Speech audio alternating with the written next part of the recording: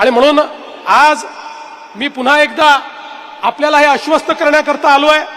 खरं म्हणजे मागच्या काळामध्ये आपण ज्या ज्या मागण्या केल्या त्या मागण्या पूर्ण करण्याचा प्रयत्न आपण केला। आता आज पुन्हा नवीन मागण्या आलेल्या आहेत।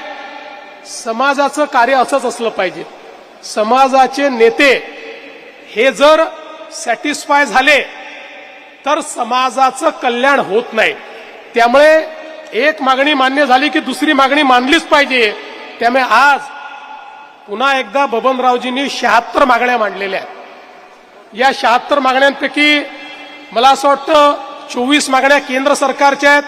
त्या हंसराज भैयांच्या मार्फत आपण केंद्र सरकारकडे पाठवू।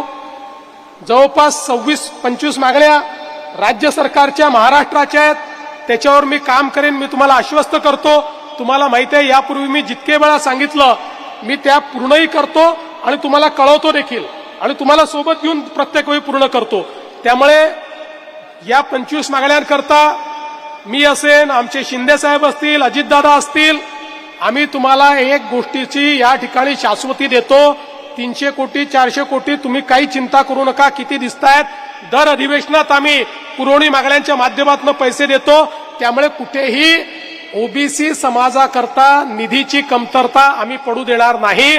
त्याला जे काही पैसे लागतील ते आपण निश्चितपणे त्या ठिकाणी देऊ आणि या मागणी आपण पूर्ण करू।